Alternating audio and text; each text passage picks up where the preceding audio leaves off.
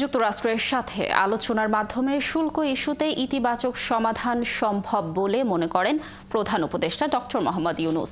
বৃহস্পতিবার ব্যাংককে প্রধান উপদেষ্টার প্রেস সচিব শফিকুল আলম ডক্টর ইউনূসের বরাত দিয়ে বাসসকে একথা জানান।